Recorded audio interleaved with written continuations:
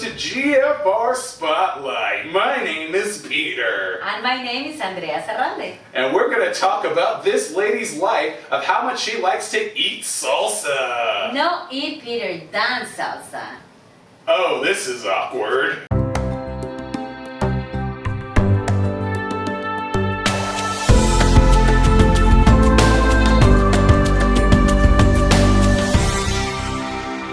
Welcome back to GFR Spotlight. Today we are spotlighting an amazing lady with a great, amazing life. Her name is going to probably come out Italian, but she's definitely not Italian. Andrea Sarralde. And not Italian at all, but that's just my pronunciation. So how are you doing today? Very good. I know the R's are hard to pronounce, Yes. but yes, Sarralde, you did it perfect. I will take it. So, so what we're going to do is I want to start to dive into your career and your life because I can see right behind you one. It looks like a couple Emmys. You've done a lot of great things for your life, and hopefully in this interview we will inspire. We'll get to hear about your life, and maybe somebody growing up will use this interview as a little bit of inspiration. How does that sound? Absolutely good. Thanks for this opportunity. Well, thank you for taking your time to be here with a humble young guy like me. So, starting off, why don't you tell the audience, who are you? I'm from Colombia. Mhm. I came to the United States 20 years ago already. And as many of immigrants, I have to start doing so many jobs. I work in a restaurant, I work in a coffee shop, I was a waitress, a bartender, trying, to survive in the country. But I was lucky because at the other corner of the restaurant, it was Telemundo, Washington. Oh. So I just knocked the door and I was like, excuse me, my major in Colombia is journalism and I just want to work here for free, I want to learn. And this is how I started into my career in this country. Wow. So you took the Yeah. you took the initiative. Exactly. And I believe this country gives you that. If you knock doors and you work hard, it's an opportunity here for you. So I think I'm a proof of that because I really, literally knocked the door. And yes, 10 years in Telemundo. Also, for 15 years still I do have a TV show, a weekly TV show, to teach the Latino community different aspects, how to navigate the system, how to live better in this country. So how'd you climb up the ladder from there? So you knocked on the door. What did you do next? Just always looking for opportunities. I started doing an entertainment show, and then I wanted to be a more serious reporter. Yes. So trying to vision in my career. So I did that. I was a TV anchor as well, a TV producer, and then I had kids. So everything changed because Juggling things. yes, being a news reporter producer is crazy hours until Yes. midnight sometimes. Breaking news, you never know what time it's Exactly. gonna end. So I kind of lived that news aspect of it, and I started more doing storytelling, but always as your to answer your question is trying to see what's next, what an opportunity fits in this particular moment for me and my family. So that's how it happened. In the middle of your career, one thing we always want to talk about for our audience is tough decisions. With that, what was a particular hard decision crossroad that you had to make in your life, and what direction did you go? Absolutely, when I found out I was pregnant. Because, as I said before, this career in particular is very difficult with family. Schedules are crazy when you have to cover some special stories. Like I had to cover the conventions for Republican, Democratic, and this you don't sleep. And having a little baby in this country where you don't have any family that can help you out is difficult. So at that moment, I was working with the government in Voice of America. So I was producing the newscast for Latin America, more than 33 million viewers. So Wow. it was amazing moment in my career. But I was having a baby, so that was I had to make a difficult decision. And I was fortunate that I took like a break. Stay with my baby, stay with my family, keep doing the Telemundo TV show to educate Latinos because it's always been my passion. So now I'm back on track, doing more things. That's how I start producing more stuff.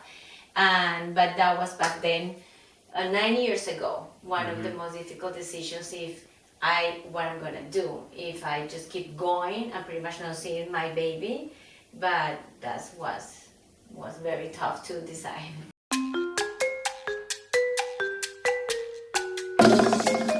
Welcome back to GFR Spotlight. So, spotlight back on you. So, you were talking about the different shows that you posted. So, what are the different shows that you've done during your career?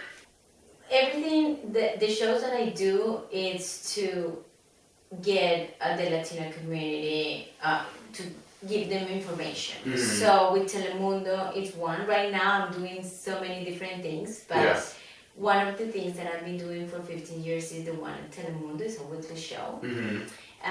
The other one is I produce newscasts and shows, and I have a podcast as well with Montgomery Community Media. That's another one to target the Latino community in that particular county. So that's another thing I do. So pretty much in this area, I'm focusing this DMV area to target Latinos and teach them things and give them information. So it's one particular show, but many different stories every day. You love being a journalist. You love working on your career and doing your career, and you get to help the Latino and Latina community. So it's like you definitely get to kill two birds with one stone. And sounds like you live a very rewarding career overall. I do, and I feel that lack of information is a big issue in the Latino community. So I think I have a big part of responsibility in that aspect, because my mission within the cameras and what I do in different platforms is to inform them and educate them to have a better life. That sounds very noble. That's my passion, and I love to do it every day, really, for my community. And I can see that looking around, I can see some of your success that you've done pretty well with that. So if it's okay with you, would you like to talk about, I can see 3 Emmys. Would you like to show it off, your Emmys, and how did it feel when you got it? Sure. Well, it is, I cannot even believe it still. We wanted those last year. Is in pieces that we worked on 2019, right before the pandemic. Yeah. So it was different times. Different world. Different world. But one of the Emmys is because I'm executive producer of the American TV show that is in Spanish as well and broadcast on Telemundo. Doctor, yes, I want to hear more about that. So I work with doctors, and what they want to do is to educate Latinos again, but in a health aspect of it, like different issues, because Latinos, unfortunately, they have the worst rates based on diabetes and so many. They didn't have a clue about how to produce a TV show. Yes. So that I came on board and I said to them, it was the first year on the air, and I said, well, let's apply for an Emmy. I think we can submit a particular piece that it talk about TK2 disease. It's a rare disease. Okay. And it was a very inspirational story, and we won the Emmy. So of course, yes, it was great for the family who was, helping us to build the story, and for the doctors with this idea of having a TV show for the Latino community. And the other 2 we won with Montgomery Community Media, and both of them also inspirational stories. One is about the kids that they don't have any hope to be adopted because of their age. Oh yeah, the older kids. Older kids. So they're in Latin America, but they have to come to this country to meet a family and have a hope to be adopted. And 95% they go through the system and they're adopted. Well, that I did not know they had to go travel all that distance and you could get rejected. Wow. Yes, and they spend 5 weeks here during the summer. So we attend to one of these meetings with foster families and the kids. And we had the chance to talk to the kids that were adopted, the ones that are waiting to be adopted. So was another Emmy winner piece. What was on the show? What was like the oldest kid that got adopted? The kid must have been like, how old was some of the kids? 12, 13, 14, some teenagers, yes. Wow. So when I had the opportunity to talk to one of them, he said to me, when I came into this country, it was the first time I went to the dentist. I never had that opportunity back in my country, in South America. Yeah. And the other one was like, I was on the streets pretty much, and now I want to be a doctor here and an FBI agent. So we have the opportunity to tell those stories, which are, very inspirational for others. So that was another one who won the Emmy. And the last one was the Teacher of the Year in Maryland. Also the first one to go to university from his generation.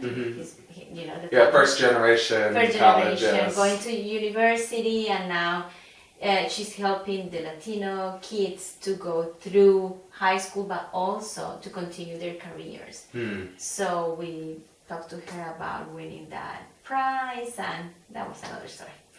So that's pretty much, the pieces that we had the chance to talk about, and the won the Emmys. And maybe hopefully next year you may have a chance to get another one or two Yes, in the we future. have some submissions, so fingers crossed, we'll see. And pretty much it's about the same. It's the storytelling, we get with the Latino community and says you have a story to tell.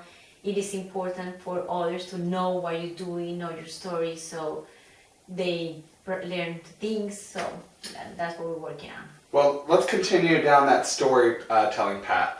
There's a lot of people who want to, let's say, tell a story like what we're telling right now. And what would you say to young storytellers out there? First of all, I would say one of the keys is let the person that you are interviewing to tell whatever they want to say. I hope I'm doing that. Yes, you are. But not having like a scripted lines, be more like a conversation. Be compassionate about what the people is telling. Listen. And I think that's one of the most important keys that when you are a storyteller. Listen, open your eyes and your ears of what people are saying, and be compassionate. I think that's so important because you are the same level as that person. And if they can see and feel that, they just open their heart to you.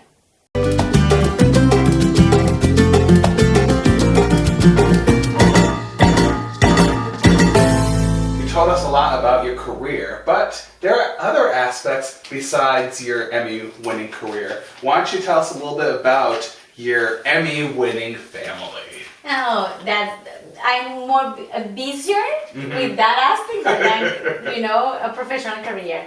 I have two amazing girls. One is 8 and the other one is 6 years old, bilingual. Yes.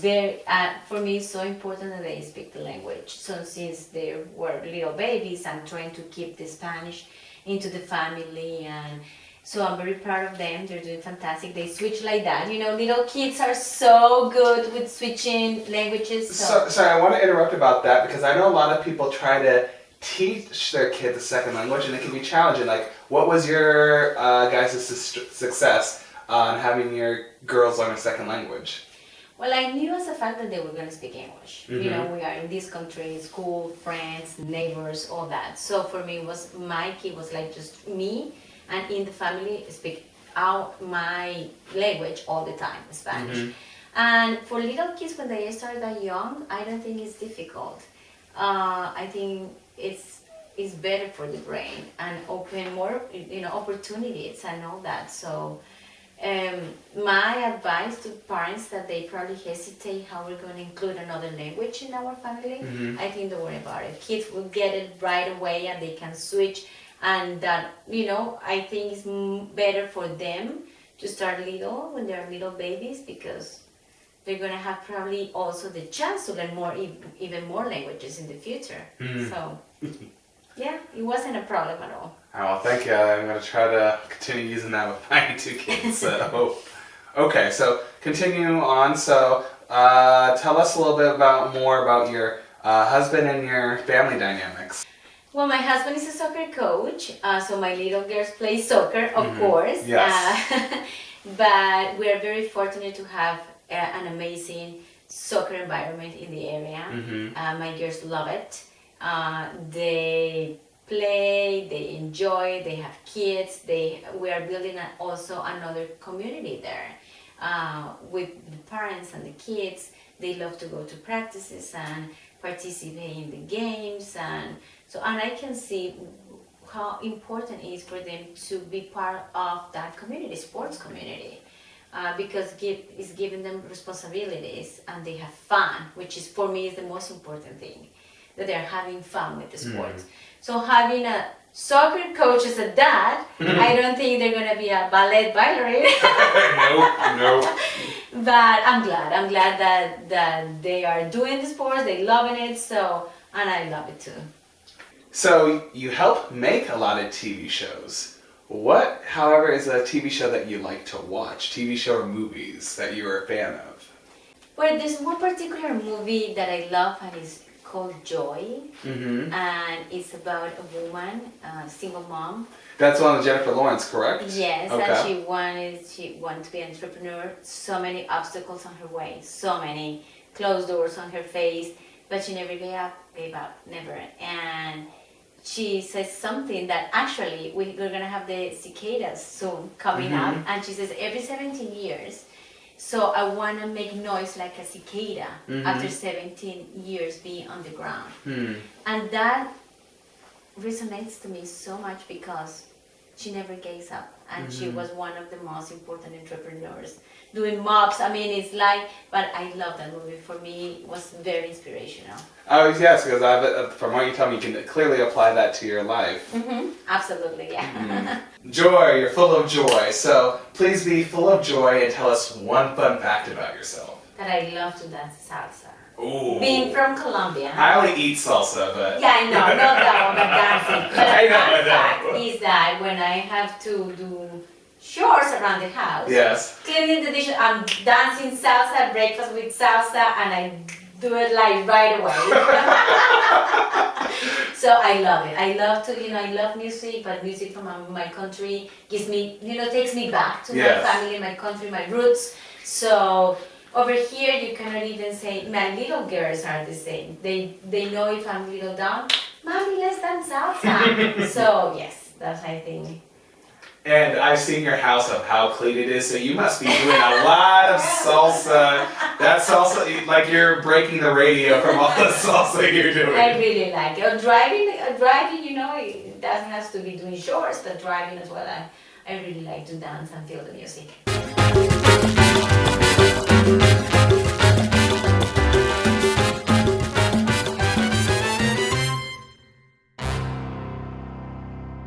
So, with all the different things out there, you came from Colombia and started with a knock on the door in the United States, and you made your way up. So what I like to ask is for all the little girls out there, especially little Latina girls, what words of advice would you like to give all the females out there?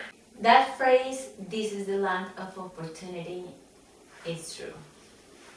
If you are disciplined, and you have passion, and you put love first. I want to say to these little Latina girls, that probably they were born in this country, but their parents are immigrants. Or maybe they just came into this country and they're trying to adapt into the system, both of them. There's many opportunities here. Always be proud of being Latina, or have a Latino parents. Always have that in front of you. Have two roots, like I feel American as well. I've been living in this country for 20 years. I'm a citizen, I have my years here. But at the same time, and I know I'm still learning English, I have a strong accent and all that, but I don't mind because I'm proud as well of being Latina and have my roots over there. So never be shy or ashamed of your roots, of your heritage, and always knock doors. Never be shy to say, I want an opportunity. You will get it.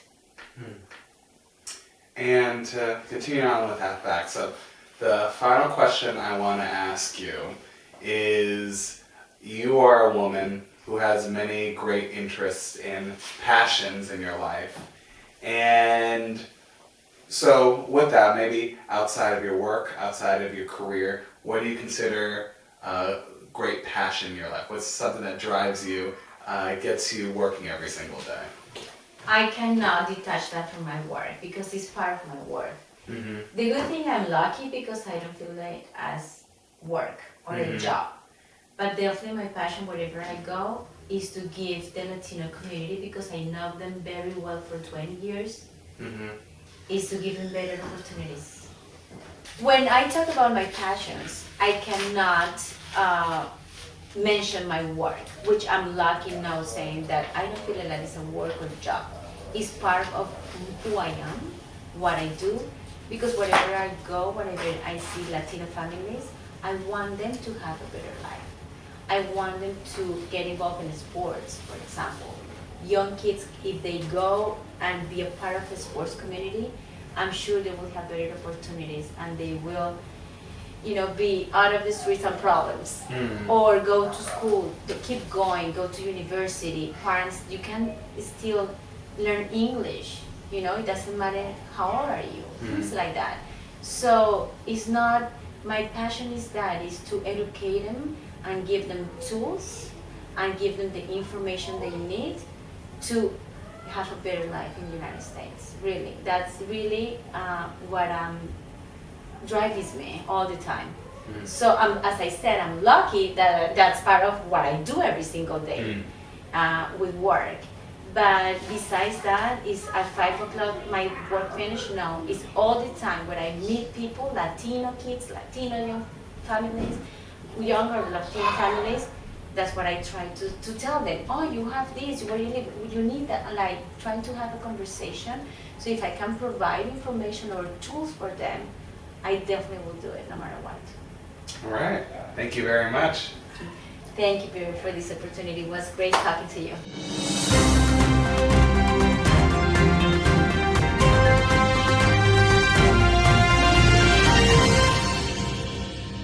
And that's our interview today. So with that, let's pass it to the weatherman now.